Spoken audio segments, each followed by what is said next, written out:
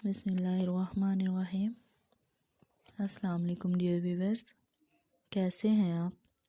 उम्मीद करती हूँ सब खैर खैरियत से होंगे, क्योंकि उम्मीद पर ही दुनिया कायम है। आज की वीडियो का मौजू मुझे लगा कि बहुत अहम है, इस पे डिस्कशन होनी चाहिए, इसकी अवेयरनेस होनी चाहिए। तो मेरी और आपकी डिस्कशन कैसे हो सकती है? तो व्यूअर्स कमेंट सेक्शन में आइए। अगर मेरी किसी राय से आपको इख्तलाफ है तो मुझे ज़रूर बताइए, ताकि आपस के इख्तलाफात दूर किए जा सकें। और चैनल को सब्सक्राइब कीजिए, शेयर कीजिए और लाइक कीजिए। तो आज की मेरी वीडियो का मौजू है आपकी शख्सियत, हमारी शख्सियत। ये तो हम सब ने सुन रखा है कि शख्सियत किसी भी शख्स का आईनादार होती है। अब इससे हम क्या मुराद लें? इससे मुराद तो यही है ना कि सबसे पहले आपका हर फ़ेल आपकी शख्सियत का हिस्सा है, यानी कि आपका हर फ़ेल आपकी शख्सियत बताता है, बनाता है। तो शख्सियत में सबसे पहले हमारा ज़ाहरीपन आता है, और हमारे ज़ाहरीपन में हमारा लिबास, जूता, सर की दस्तार, टोपी या दुपट्टा, ये तो थी हमारी ज़ाहरी शख्सियत का हिस्सा, जो किसी से भी मिलते वक्त सबसे पहले जांची जाती है, ऑब्ज़र्व की जाती है। उसके बाद आता है शख्सियत का दूसरा हिस्सा, जिसमें हमारी ज़ुबान सबसे अहम किरदार अदा करती है। हमारे मुंह से निकले हुए अल्फाज हमारी शख्सियत का हिस्सा बनते हैं। किसी से भी बात करते हुए आपका बात करने का अंदाज़, बात करते हुए आपके हाथों की हरकत, ये सब भी आपकी शख्सियत का हिस्सा है।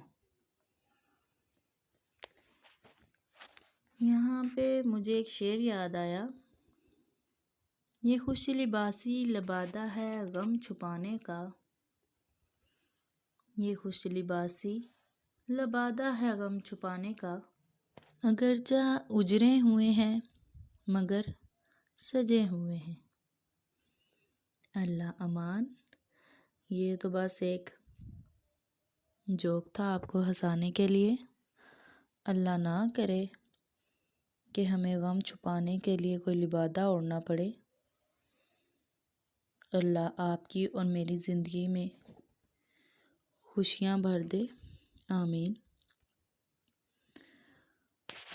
कहते हैं तरबियत या शख्सियत नस्लों का पता देती है, यानी कि आपकी शख्सियत आपकी नस्ल का पता देती है। अगर हम पहले वक्तों की बात करें, जब हमारे बड़े बुजुर्ग थे, तो वो जब घर बनाते होते थे तो पत्थरों से बनाते थे। पत्थरों की मदद से घरों की तमीर। पहले दीवारें पत्थर जोड़कर बनाई जाती थी, अब पत्थर भी कम हो गए और पत्थर जोड़कर इसकी दीवार खड़ी करने वाले कारीगर भी। इसलिए अब हमें अक्सरियत ईंटों से बनी दीवारें नज़र आती हैं। हर ईंट का साइज़ और शक्ल यकसा होती है। पत्थर लेकिन अपनी अपनी अलग मुनफरिद शक्लों और साइज़ में होते थे। तो पत्थर की दीवार खड़ी करने वाला कारीगर हर मुकाम के लिए मौजू पत्थर ढूंढता था और फिर उसे जोड़ता था। बहरहाल इस बात में कोई दो राय नहीं कि पत्थरों की खड़ी दीवारें बहुत मजबूत और मुस्तहकम कमाल होती थी। आज भी जहाँ ये कदीम दीवारें खड़ी हैं, अपनी तमीर से बता देती हैं कि हम पर बहुत मेहनत हुई है और हम जल्द हार मानने वाली नहीं हैं। ये बताने का मकसद सिर्फ यही था कि आपकी शख्सियत भी कुछ ऐसे ही पत्थरों का हिस्सा है जिसे जोड़ जोड़ कर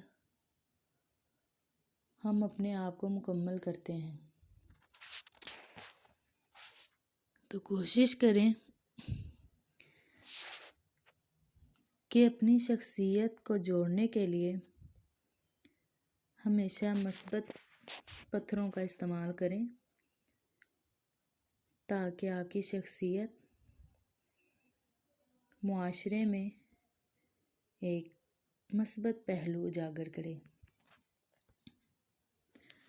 अगर आप पर कभी कोई तनकीद करता है आपकी शख्सियत पर, तो आप सबसे पहले ये देखें आया कि जो आप पर तनकीद की गई है वो फ़ेल, वो रवैया, वो हरकत तनकीद के काबिल ही तो नहीं थी।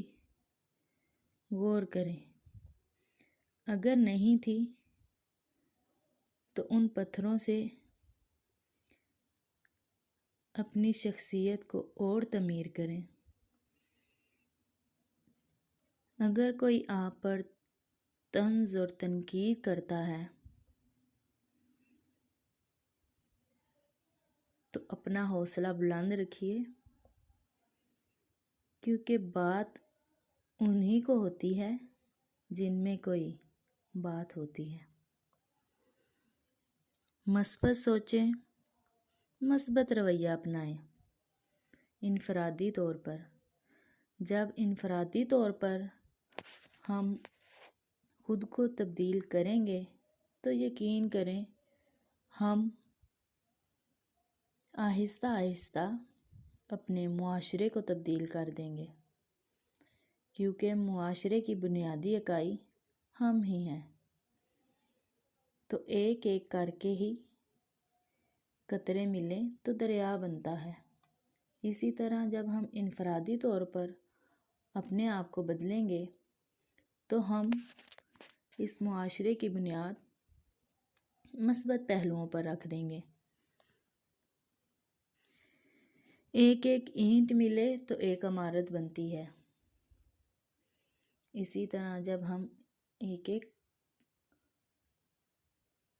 को बदलना चाहेंगे तो उसके लिए ज़रूरी है कि हम सबसे पहले खुद को बदलें, तनकीद को मस्बत अंदाज में लें, अपनी शख्सियत के मस्बत पहलुओं को उजागर करें।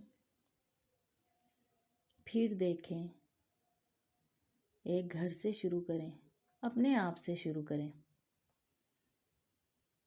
हमारा मुआशरा खुद ब खुद तब्दील हो जाएगा। आपने अगर